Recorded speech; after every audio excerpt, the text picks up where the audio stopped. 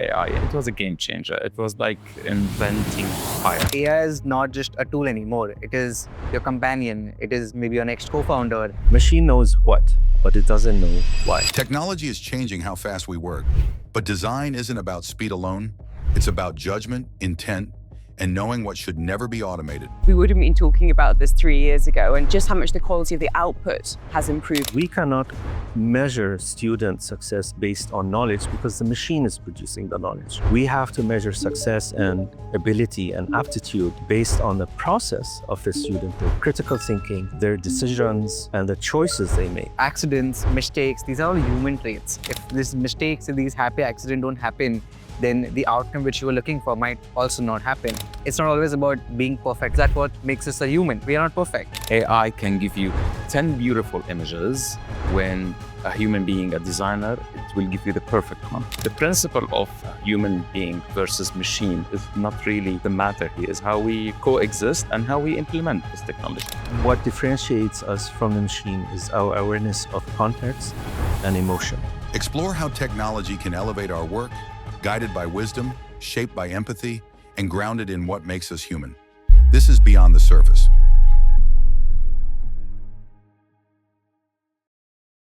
Welcome to Beyond the Surface by Design Studio by Al Huzaifa. Today we are tackling a big question. Can AI make design better without losing the human touch? We're not here for the buzzwords. We are going to be showing you what to use, when to use it, and what to never hand it over to a machine so your ideas get faster, clearer, and smarter, while still staying human. We've got 3 incredible guests, each bringing their own lens and experience, and I hope a few tips and tricks as well, because you need to get on this AI train because it has left the station. Anik Jain is here, the founder of Designer and one of the internet's best known logo designers. He has built a community of 446,000 people on Instagram and a huge YouTube audience, breaking down brand identity and talking about client work at speed. Hani Asfour is here, Vice President of Innovation and Institutional Partnerships, an MIT and Harvard-trained architect, and a leading voice in design education and innovation here in Dubai, and the former dean at DIDI, shaping the next generation at the intersection of design, technology, and, appropriately, ethics. We're going to be delving into that. And Firas Alsahin is here, co-founder and design director at Space Design. This is the Dubai studio behind award-winning hospitality and retail spaces. He was named Commercial Interior Design's Interior Designer of the Year. I've got so much to talk to you about, and I want to start with a personal one. Firas, when you are interacting with AI, do you say please and thank you? Yes, I do. Apparently, it's not a good thing. So Sam Altman, OpenAI founder, he said that it's costing them a lot and it costing the world a lot of energy. So I stopped. So I started like whipping him and like, please do this and do that. I say please and thank you, but in my next prompt, so I'm not wasting any energy in the environment on a standalone please and thank you. But I think, honey, when the machines turn on us, I want to be having a good relationship. Exactly right. I keep saying that. What about you? I've been thinking ahead. Yeah, it's awkward for me, but I stopped using it and I'm not comfortable with it at all. So I always find a way to, if I like the reply, to bring in a little praise, which I feel the machine appreciates. Everyone likes I a talk to my car, affirmation. Talk to my car, You and do? computers know when you're stressed. Have you noticed that? Yeah, they know when you're stressed. They start crashing, slowing down, hanging. Don't they do that? The printer is the classic. Yeah, on purpose. They know when There's you're a vulnerable. ghost in the machine, and we know that. Anik, what about you? When it comes to interacting with AI, has this become very much part of your day-to-day life? It is. And I think it's very interesting to see that how real AI has become, that we are ourselves telling it please and thank you when it's not even needed. Like we know it's going to be replying with, yes, okay, I appreciate that. But we ourselves are putting in that effort and having a nice gesture as if we want to maintain the relationship with it. And if we don't say that, it won't give us the answer the next time. So I haven't quite got as far as assigning a he, she, or a name. It's still an it to me, but give it time. Can I ask then, in terms of how you use it? I'd love to know a little bit about how AI is making each of your lives quicker, smarter, cheaper, faster. We can come to the professional side because I think that's going to be very different. But in your personal life, Firas, is it something that you come to use as a tool or to lean on in any specific ways? So yeah, I depend on it as let's say a brainstorming partner. That's quite good, because if you start a dialogue, you start think about the creative narrative about anything. When you start a new task, a new project, it's nice to just discuss the matter with it. That's on the thinking level. On the more practical and operational, so there was something related to visualizations, speeding up the renders, and a little bit also from technical informations and collecting data. Are you using it for any shopping lists or holiday planning or anything Of to do with course, the yeah, family? for planning my vacations is really quite good, especially if I just pinpoint the things that I want to do. And by time they know you better and they know what you like, the kind of museum, the kind of places, even your taste with restaurants. So they push forward the things that can be suitable. It's been interesting, Hani, how much this conversation has accelerated. We would have been talking about this 3 years ago, and just how much the quality of the output has improved as well, because it has been very much kind of garbage in, garbage out. The quality of the prompts has improved from us as users, and the accuracy of information coming out has definitely improved. There's still a few inaccuracies, I would say. We've had people being sent to Hallucinations. attractions that don't exist, or it's something they've gone somewhere they've seen on TikTok that is completely AI, generated. What about in your personal life? And I want to talk obviously about education and ethics, but as someone who is very well informed when it comes to AI and applications, how are you best using it? For me, it's more about visualizing concepts. So, because most of the time I'm trying to describe a future, whether to parents, whether to government organizations, ministries, and things like that. So the way I've been using it mostly is to try to help me visualize an idea, whether it's a cartoon or a diagram or something like that. It's mostly been visual. At the same time, I'm thinking, how can this be used as a communication tool for the students to be able to use? Because what we want to do, even though we're design school, we're deep in technology. So we're developing new courses like coding for designers and other things that help break down technology for visual thinkers, or if you want, right brain thinkers, not logical thinkers, which drives left brain thinker people crazy. So I'm trying to find new ways to bring that to a way that a right brain person can actually master it. Gosh, that's so interesting. Yeah, But complicated. it's not. Yes, it is, because we are such a left brain society. Even if you think of K to 12, it favors left brain thinking, it rewards left brain thinking, and actually diminishes right brain thinking. And I will highly recommend a book, if I may, by Daniel Pink, called A Whole New Mind, where he argues that left brain has brought us to this point. Now it's time for the right brain. And that's really interesting. And we're going to come to opportunities in the future and what skills are ultimately going to best equip young thinkers and young workers. But it is very much a case of being an early adopter. And I know, as someone who's been working in social media for a number of years now, Anik, how are you using technology and AI in particular to speed up your processes, whether it is content creation, editing, algorithms, and reaching the people that are so enjoying the content you're making? Yeah, of course. I think in terms of content, in terms of social media, everything is numbers, and numbers can easily be worked with AI a lot. And when I was thinking about this question you asked me, how do I use exactly how AI is introduced and how I'm using it in my life? I think it is being such a big part of the life, you stop to realize that you're using AI at every single part of it. Being a very, very general example, for flights, we use Google Flights to track which is the best business class you want to fly on, and with the best rate and on that duration of the time. Be it in my content scripts, if the script is sounding a good tone, if I want to change certain paragraphs, I want to change certain words. And in terms of research also, it really helps. Creating a piece of content, a 90-second reel, which you see, we should take a lot of time in terms of researching, scripting, shooting. But now it has become so much easier, and I would say convenient, because there's a lot of things you can get done quickly with a lot of AI tools if you stay up to date with that. So, but it's a choice to turn towards that information. I think for a lot of people, there is a bit of a generational gap, that this is technology for specific to industries, or people that are 22, or people that are at the forefront of tech. And that's not the case. We've been talking about AI increasingly about, your OpenAI and your Sam Altman and ChatGPT and it becoming part of it. But actually AI has existed in various forms for actually far longer than most people actually understand and recognize, whether that was in healthcare or was in automation. Would you mind kind of giving some examples that people might not be aware that they've been interacting with? Yeah, I mean, there's simple ones. Even think about the routing on your maps app. So that keeps changing because it's updating based on real data. Now, is that standard AI? It's not, AGI, but it is AI.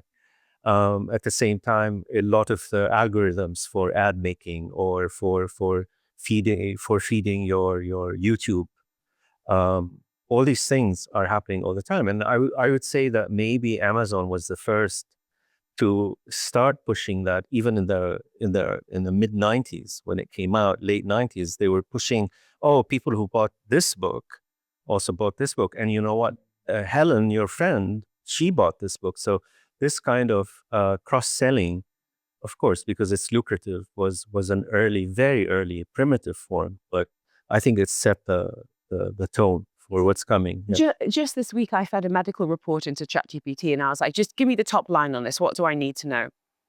And I came away thinking, should I have done that? Should I have put medical information into an AI agent? And I wondered, for us, is there anything that you wouldn't trust to AI? Is there any information that you wouldn't be putting into a ChatGPT, a Gemini, a notebook? And we can talk about the ethics about why that might be. But in terms of your comfort level right now? So definitely we will need to be careful with the things that we want to share, especially on anything on very personal level. So it's like our life, our children, our families. This is something that we need to be careful with. Apparently there is a sort of breach that can goes out. But luckily, for example, ChatGPT, they have an option where you create your GPTs. This is something that it's disconnected. It can be disconnected from the internet, and you can design it for your own purposes.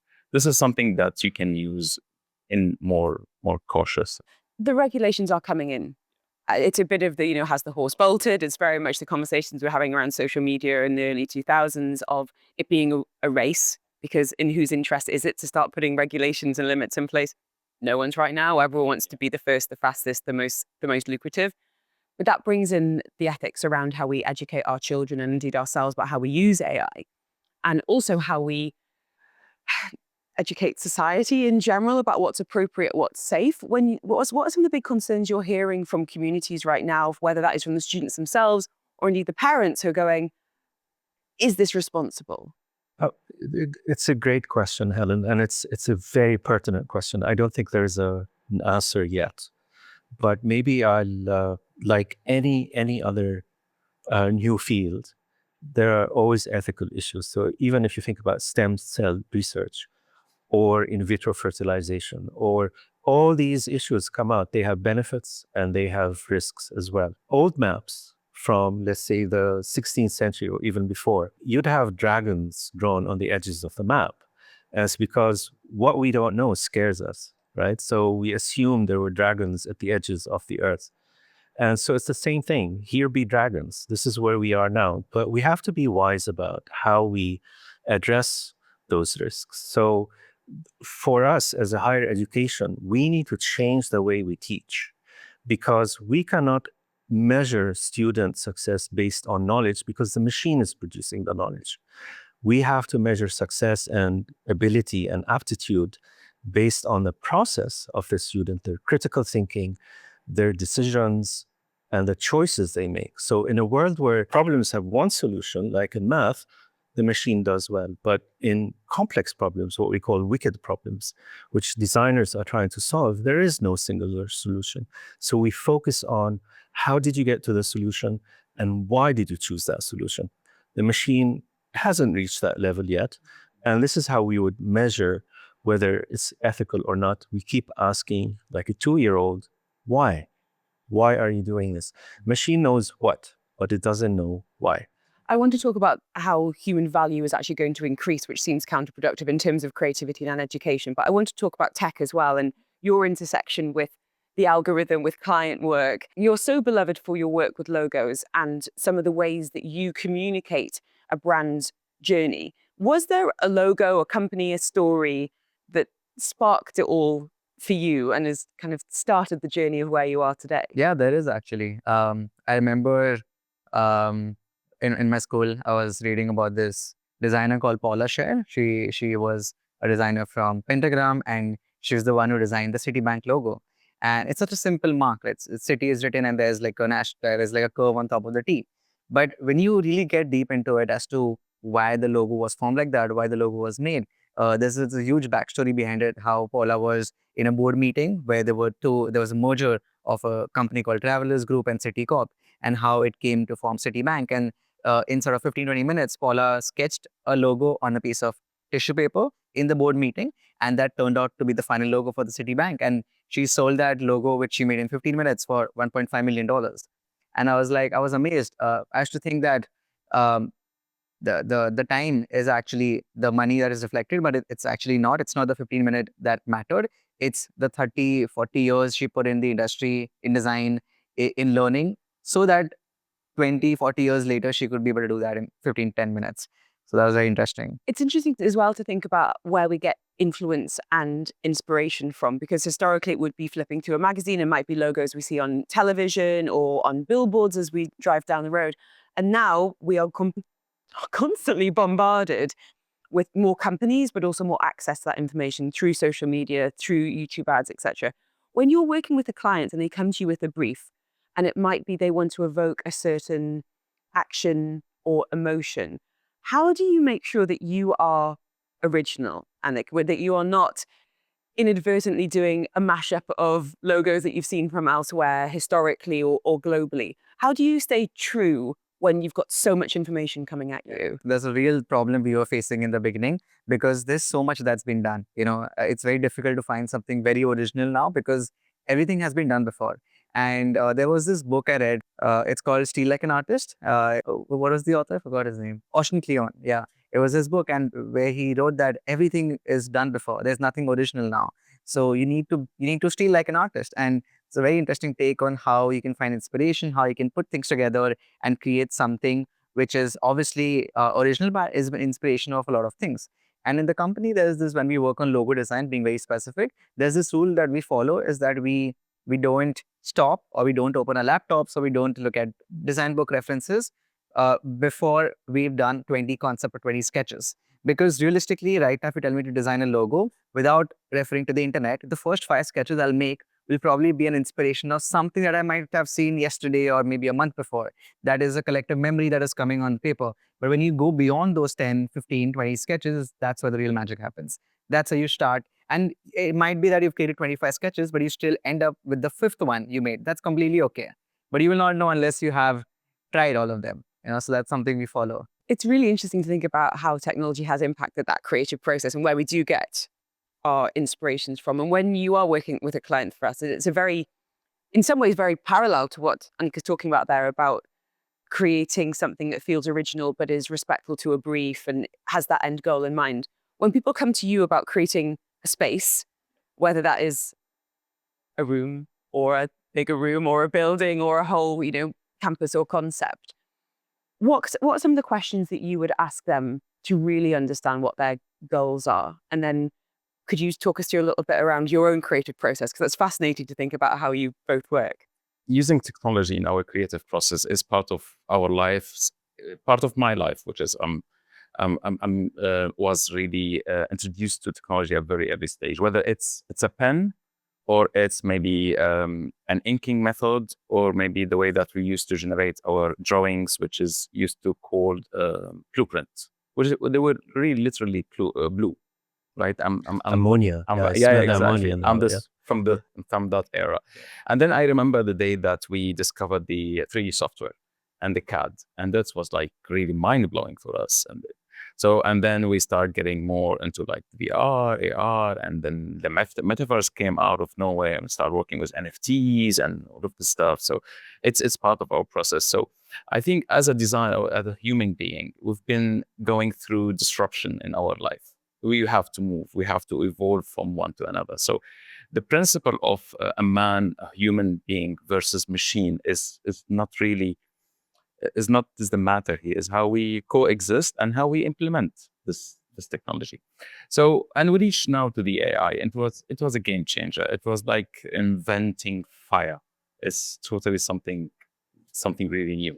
So, what used to be very important with the initial brief with any client is the brief, right? The inspiration. What is the story behind it? What you are telling, what you are trying to tell your clients, if you are a commercial space or a restaurant, what are telling your clients, why you want to feel in your space when you enter it. This is what is really important. So with this, again, getting back to the brainstorming sessions that we do with AI, away from like generating images and renders, because some people, they think if I create some beautiful images, this is what I do, this is the design, and I push it forward to the client. And this is the biggest mistake that anyone can really do. So in the opposite, we should really discuss and understand the client's needs, and even sometimes understand his like interest in life, what the car he is driving, what was the movies he watching, what the kind of books he read. This is all information to really build. I like to call it build the chemistry. I believe AI help us build a better chemistry with our clients to generate a better result. So, and when we talk to clients in the beginning, so to build this chemistry, you need to communicate through visuals.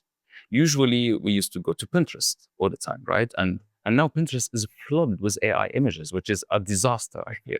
And it's so saturated.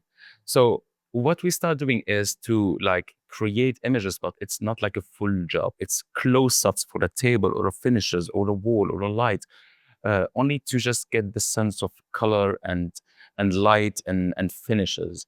And then we speak with the client through visuals. What do you like about this one? What do you hate about this one?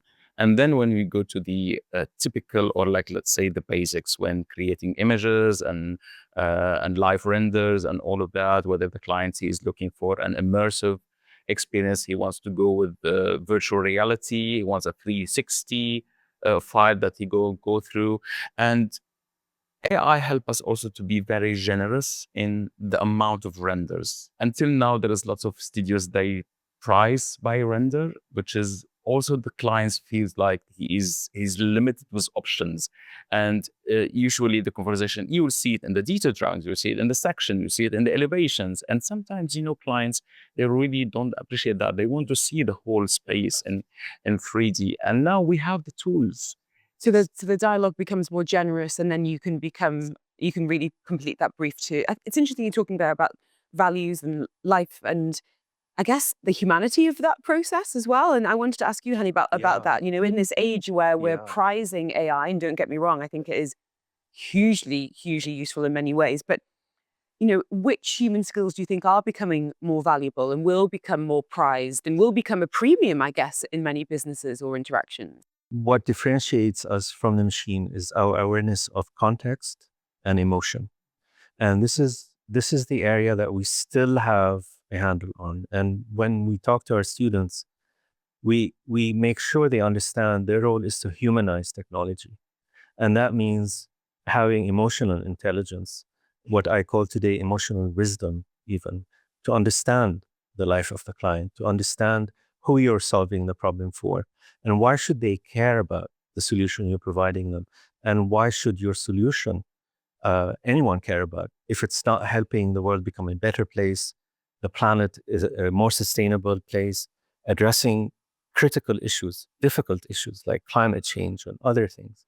So the skills that humans bring in are basically taking these tools and thinking of them as a system of exploration versus as tools of instruction. And this is it's a very nuanced difference. But when you think of these tools as instructional, then you're focusing on teaching them technical skills. But when you say to them, these are systems for you to explore solutions, then you bring in the human dimension and the emotional dimension into the process, which is exactly what you're doing. And that's interesting about that kind of, I don't want to use the word struggle, but I guess that's workings out from a creative point of view. And then we think about applications for schools and universities. Do you think AI is altering our brains in the way that we learn information? What it does, I like to think of it as standing on the shoulders of giants. So we are smaller than the history of humanity, but when we stand on the shoulders of giants, we have a longer horizon. And what AI is giving us is a place to stand for us to see farther away. And it's interesting to think about how much easier it's become to help us make things more affordable, to innovate, whereas you might have to have specialists in certain job roles historically. Now, actually, with a bit of information, a bit of time, but dedication and turning towards that information, we can all upskill. So I find that kind of fascinating to think about where that's going to go and where it will be completely irrelevant, where people do want to have a face-to-face and interaction. And with that innovation, and with the world moving so fast and with people's attention spans becoming 6 seconds. When brands are coming to you and they're ready to innovate and they maybe have realized that they are out of date with their audience, that their demographic has changed, that their logo, their branding really isn't where they want it to be, what is the tipping point for them when they come to you? If it's a new company wanting to access an audience, or it's a company who goes, now is the time to change, what are some of the friction points, the pain points, the challenges that you think companies are facing when it comes to their branding and their logos? Yeah, I think it's about being relevant to that space or that era, and also being very timeless. Like, there are a lot of logos you see on the internet that hasn't been changed for more than 100 years. In fact, last week Lay's just changed their logo after 100 years, and even the packaging. I wouldn't say it's just about AI, it's also consumers' behavior are changing. People are getting a little more health conscious. We really care about what we are putting in our body, what we are applying on our skin, and we are really focusing on those details, and brands are noticing that. So a lot of times these decisions don't happen visually, but happen strategically, and they have to do it to sort of survive in the market. And yeah, I think that Lay's is a really good example, actually, because your video was so clear and so concise about this is the challenge this brand is facing and this is what they've done to do it. In a time where some logos are trying to be more bold and colorful and eye-catching, your point about them becoming more muted and more human and more connection, more health conscious, is maybe more a reflection of how our consumer behavior is changing and wanting to connect with the value system that we are hopefully moving towards. But that again is a decision that they make for a strategic bottom line reason. They want people to have that brand association of, yeah, we're chips, but here's a photo of our ingredients. This is the freshness, this is the herbs, this is the quality of the produce, and we see you and we recognize you. And when we think about that, how that manifests in like a physical space, is like, how do we want people to feel? And when brands are coming to you, and let's use F&B as an example, if in a restaurant space, what do they want people to feel? I know it's going to vary from client to client, but are there any recent examples where you've had a brief and thought, wow, it's not just about shifting plates and the bottom line, it's about an experience for that guest or for that diner? Yeah, absolutely. I had a very nice experience with one of my projects. It was an Indian restaurant, and we've been challenged to design a unique Indian restaurant. And if you're gonna go to the internet and you want to search to Google and the most beautiful, unique Indian restaurant, you will hope that someone in the world that's designed something that's unique and beautiful to push it through as a benchmark. And when you use AI, and since AI, he does hallucinate ideas, he will hallucinate, he or she or D, it. because I will tell you why. Because I named my ChatGPT. His name is D, so I call him by his name. That was one of the tasks. I want to break through from the typical or stereotypical Indian restaurant, which is vibrant and colorful. And so this kind of a conversation that I had with D, and then he pushed through some ideas. One of them is to get inspired by the Red Fort in Delhi, which is, if you look at it, it's a fort. It's one color, different shades, made out of red sandstone. Beautiful architecture, Mughal architecture, and it was one of the ideas. So I thought, then, if I'm going to go to the client now and tell him I want to do your restaurants in one color, he will definitely fire me the next day. He will not really appreciate it.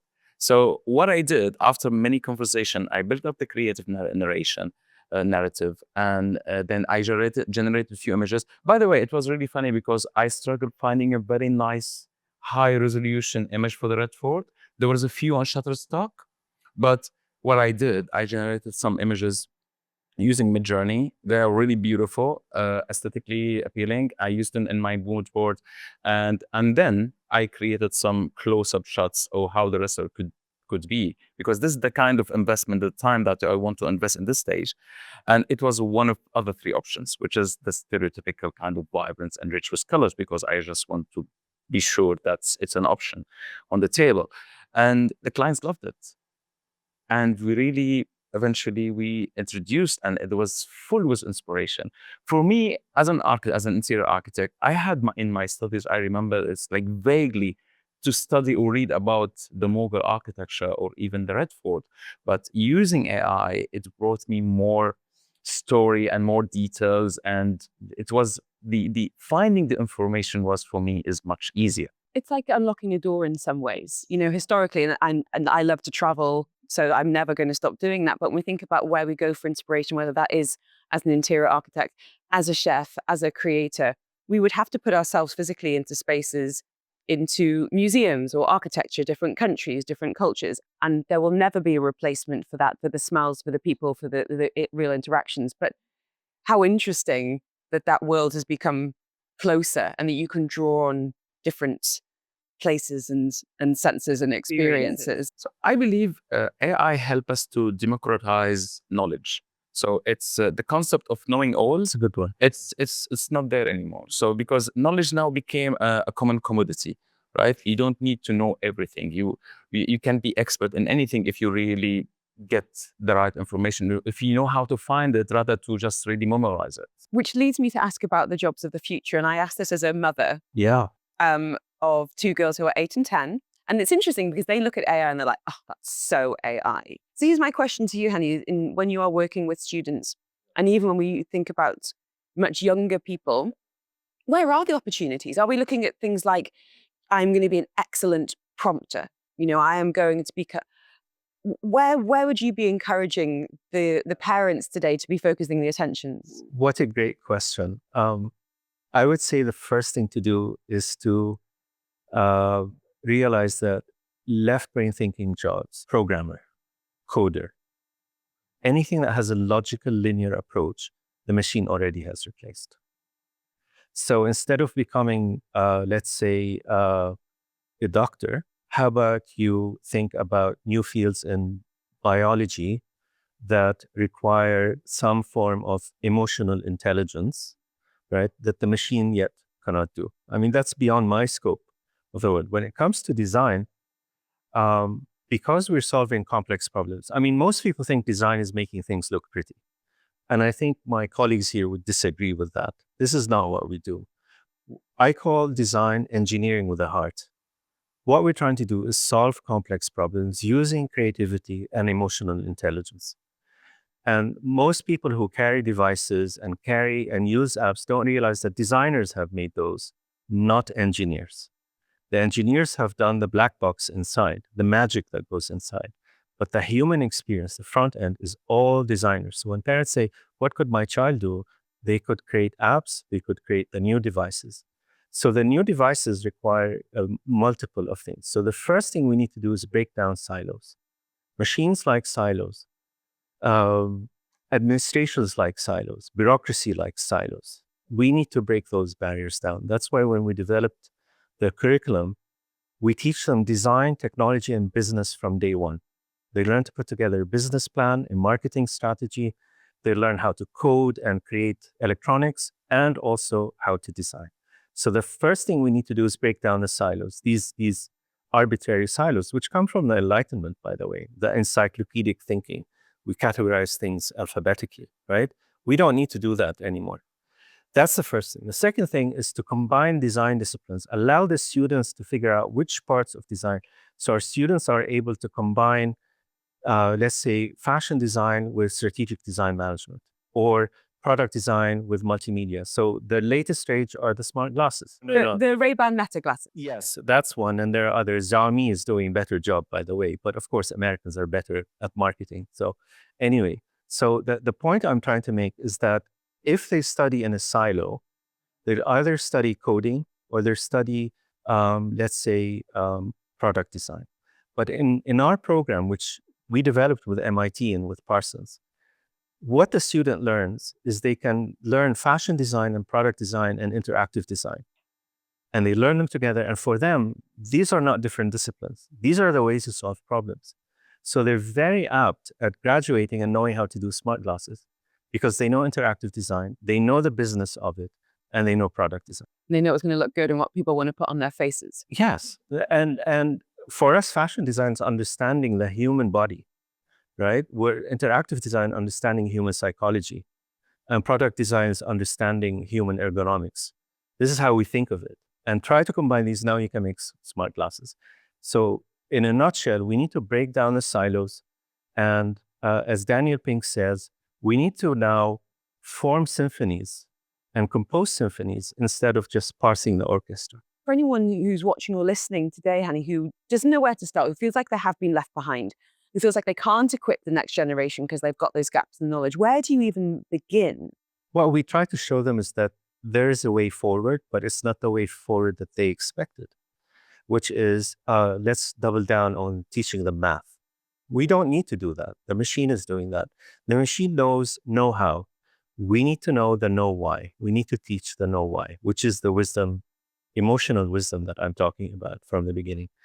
So parents who are fearful, what we need to do is to let them know that combining and using hybrid educational models, what I call adaptive curriculum versus a static curriculum, is where they need to go. Yes, it's a hard sell, especially for very conservative people, but more and more people are learning. I mean, recently, the New York Times ran a whole article about these brilliant students graduating with degrees from Columbia University in coding that are working at Chipotle now as waiters. And this is now. This is even 5 years in the future. This is now. Anik, when you talk to your contemporaries who are working in social media, who are working in tech and branding, of course, what are they excited about? When you kind of sit together and talk about the tools you're using, about even concerns that you have, what's in your toolkit right now that we could be learning from? So, coming to answer that question, I would say when we started using AI, when it was coming up very quickly, we imagined them as AI tools and something we need to give a prompt to or something we need to put an input to get an output out of it. Like you just put it and you get it. But now that's changing. Now AI is not just a tool anymore. It is your companion. It is maybe your next co-founder. It is someone you work with, you work alongside with. So with that, a lot of our perception is also changing, that how you use AI to not only generate an output, but how you use it to work along with it. So, I mean, I can give you examples of some tools we're using. There is Rodin AI, which is a great image generation tool. There's this Neo AI tool. So I create a lot of videos for these AI companies. So whenever they reach out to me, that is the way I start testing it and make a video on it. There was this company called Love Art. They reached out to me, and you'll find this very interesting. Basically, it is like an entire dashboard where you put in what you really want to create, be it an entire brand identity or an entire design packaging, and it gives you questions back that what you want, like an actual designer would give a client, questions back, and it understands that. It gives you options to choose from. You choose, and it builds with you.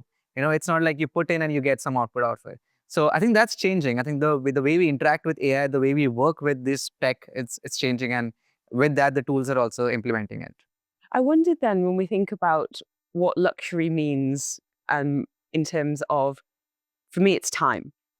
And, when something is saving me time, what does that then allow me to do? My worry is that because things are becoming so easy, what we end up doing is actually taking on more work. And we don't allow that time and that balance, which I think so many of us kind of strive towards, if that makes sense. I would start with the idea that the World Economic Forum has decided we're in the fourth industrial revolution. I don't think we are. Because the first three, steam, electric, digital, it augmented human labor. And what that did, it freed us to be creative. That's when the creative class came out, Richard Florida's thesis and all these ideas about the knowledge economy, all of that. All that came because the machine was taking over labor. So we're in a different kind of revolution because this is an intelligence revolution, not a labor revolution. So I challenge the World Economic Forum to rename it because it's a paradigm shift from labor to intelligence. So now that intelligence is being, or knowledge is being generated by the machine, we have to shift to wisdom. That's why I keep saying wisdom. And what that does, it has to change everything and everything that we do. And I liked what Anik said about it as a companion. So that's a more wise way of working with someone rather than thinking of them as, as a servile machine. But no, they're now equal. They're a partner. They're collaborators. So collaboration is very important. And collaboration requires trust. So it has to be trust between you and the machine as well. So how, is there an ethical checklist that we should be aware of before we start interacting with a new platform, a new agent? And I would recommend the work of Aslan. He presents something called the Ethical Manifesto for Designers. And he starts with the idea that privacy is a human right. Right? Privacy is a human right that cannot be touched. And just use as much information as you need to solve the problem, but not to manipulate the user. Right? So those are ethical foundations that that are essential, and he ties it to the Maslow survival pyramid. But most importantly, that privacy and ethical practices are a human right for the user. So if you place the user, the empathy, at the core of the solution, then your solutions are going to be ethical. If you place profit at the center of then already there are question marks going on. So it really depends on why are you doing. But what if there's conflict in the why? And let's use the glasses as an example. And I can see the merit as someone whose memory is atrocious, of wearing them and having a little feed that says to me, oh, that is Hani, you met when you were Al Zayfa, and he's fascinating when it comes to, and you were talking about Didi, and we spoke about Lego, and it gives me a little prompt. So when we interact, I'm not on the back foot. But then what if you're the person who is being viewed in those glasses and you see privacy at the top of your priority list, and you go, well, actually, I don't want someone knowing that information, or I don't want someone understanding what my social media is or what my children are called. When there's a conflict in the why, I feel like we're at a really interesting tipping point. But how is it different from where we are today? It's not that different. This is where we are today. And I think we should have more rights, the human rights, to actually control how much of our knowledge of our database is being shared. Now, everything that you do on ChatGPT is public, right? So we have to be able to control those things. Or I believe that we've been all our life optimizing for search engines, right? So our business, your name, your brand, your company should be on the first page or second page or wherever you search using any browser. Where now we are optimizing more for AI, how AI sees you. It's not about how human being they are really search for you using Google and other browser. It's more about how AI collect information about you, because AI has access to everything you ever written. Apparently, ChatGPT depends on Reddit rather than anything else. That's what's very interesting, because the Reddit, you can ask any question and you get it answered from all over the world. Reliably and unreliably. Yeah, exactly.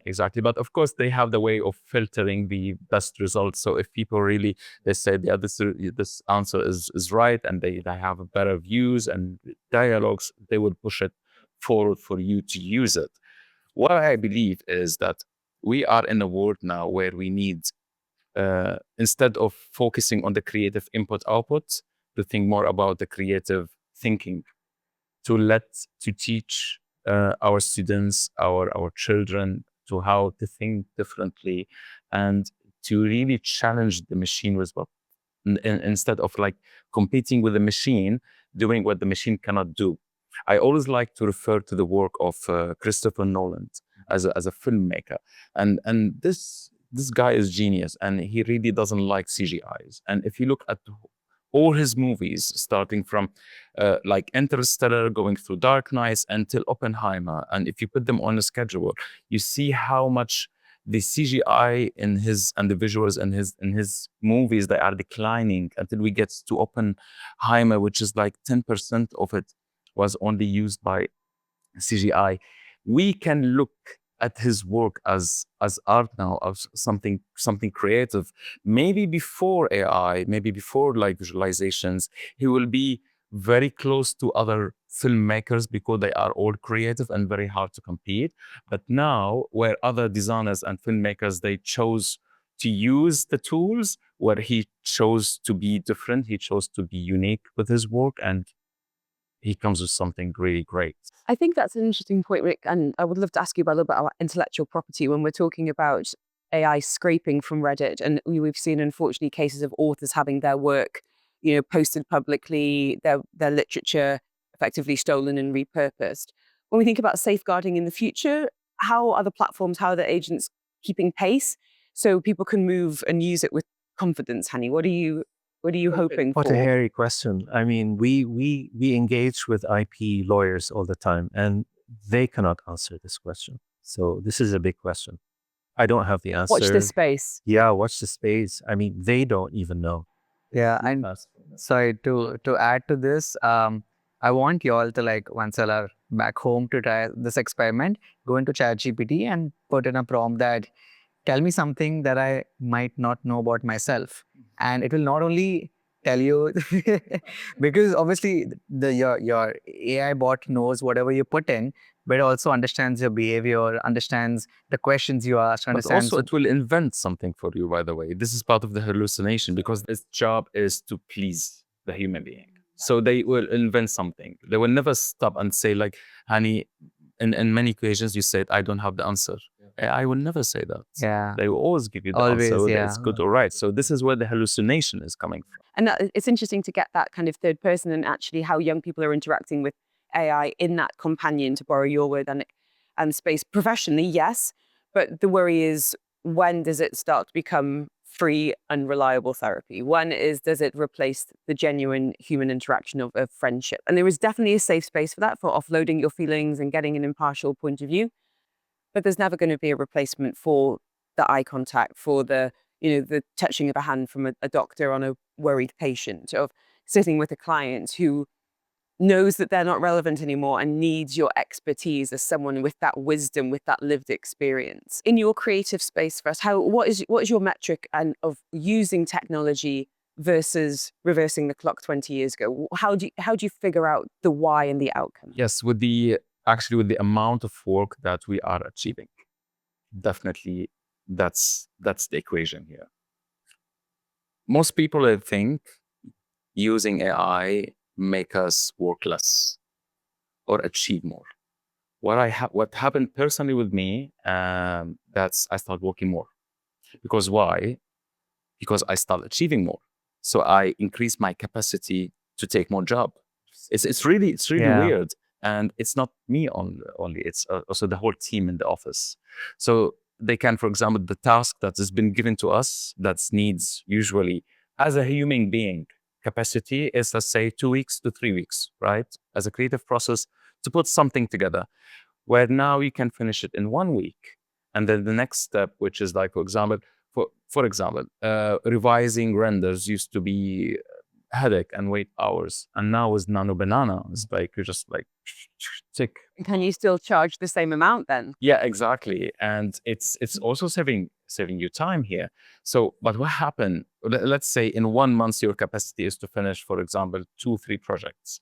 And now you are finishing 5-6 projects, but you are working the same, or maybe you are working extra hour because your capacity increased. So this kind of argument about that AI is taking away our jobs or taking jobs, I don't believe is really valid at this point, because honestly speaking, since I started using AI in the workspace, I had to hire more people. I find that very encouraging. And Hani, for you, for anyone who is, if not on the fence, but perhaps skeptical and is wondering how AI could be enhancing their personal, professional life, what metrics would you be asking, inviting them to apply? I love your questions, Helen. I choose one of my favorite philosophers, Nelson Goodman, which he says, having an open mind is not a substitute for hard work. So it's a different kind of hard work. In your case, it's increased capacity. In the case of students, is actually understanding your ethical framework, which allows you to make the choices that you make. Again, the why. Why are you doing this? Why are you picking this one? Why this prompt? Why this solution? So what I say is that what the machine is giving us are options, but it cannot give you the conclusion. The conclusion has to come from you. I always like to say AI can give you 10 beautiful images, when a human being, a designer, it will give you the perfect one. That's a lovely way of putting it. And Anik is someone who is a digital native, who's someone who's never grown up without a device or technology, the internet. I will never play you the dial-up tone because it will give everyone else here PTSD. What are your predictions for the future? When we think about how you're using AI in your personal life, in your professional life, leveraging it, because there very much is a science to content creation. What kind of conversation do you think we'd be having in 5 years' time about the technology that's at our fingertips? At the pace it's moving, I think soon we are going to be looking at prompt engineering as a part of everyone's CV, a part of like not even like a good thing, but like a basic necessity you should be having. And to talk a little bit more about AI replacing jobs, and we also talk about designers being replaced because of AI. I wanted to tap into the fact that there's this term called happy accident. And accidents, mistakes, these are all human traits. And if a human doesn't do it, if these mistakes and these happy accidents don't happen, then the outcome which you were looking for might also not happen. And it's not always about being perfect. It's about being that's what makes us a human. We are not perfect. And being on a journey, 100%. Yeah. revisions, corrections, feedback, Correct. failing. There's a lot to be said for the power of failure, and sometimes it can end in a happy accident. And a few months ago, ChatGPT by OpenAI, they rebranded. They had a new entire identity, new typography, and it was done by humans. And AI's rebranding was done by humans. So you get your answer right there. So it's not taking up your jobs, of course, but it's not. You have to be not ignorant about it. You have to be informed, well, thorough with what's happening, and you just have to be really adapting to technology. Because as we were talking about printers, printing press, we were talking about cameras, everyone who kept their jobs and in fact thrived that field adapted to it. So if we start adapting, we might also really get there. What I believe the future will look like in our daily use of technology, I think we're gonna get less screen time because we will be speaking more than typing. I Yeah. think typing will decline. Yeah. So we're gonna interact with machines and AIs with our voice. Of course, robots, automations on a different level, something that will really get used to your behavior, pre-trained on your daily behaviors. Because now I think we are locked behind a keyboard and a mouse where honestly, I became slower typer than before now because there is also the autocorrection, there is the AI that can refine everything. And even I use the voice sometimes more than I use especially in the car. For dictating. Yes, yeah, even when you use ChatGPT, which is like you have a dialogue rather than typing. So, and now with the Meta glasses, we were talking about Meta glasses, when you just wear them and just go and explore this place and get all the information and you do your call, and you can have also a personal assistant or an AI agent or that you can give him tasks to go shop for you and he will surf the internet for you, buy you things, whether it's for your work, for your grocery, or planning your next trip, and is all by voice. I know you've been asked this a million times, but I will kick myself if I don't, Anik. If you could get your hands on any logo and change it for the better, which logo do you think is crying out for a makeover? Since we're in Dubai and I've been seeing a lot of logos here, the Mac logo, how do you pronounce it? I think, yeah, I think that needs a bit of a The rework. magic touch from you. I cannot thank you all enough for your time today. I've honestly come away with some answers and some questions, and I think that's actually in some ways more valuable than having all the answers, because this is such an evolving space. It is such a choice to turn towards information and experts and understand how we can use it to best suit us. There's no one size fits all. There's no platform that's perfect for everyone. And it is, to borrow your phrase, this companion that is going to be with us for a long time to come. And hopefully it will be friend, not foe in the future. Thank you so, so much. Today we have seen how AI can speed up the work and sharpen the decisions, but the designer's eye still leads. That wisdom is so important. So thank you to Anik, to Hani, and to Firas. This is Beyond the Surface, and we'll see you next time.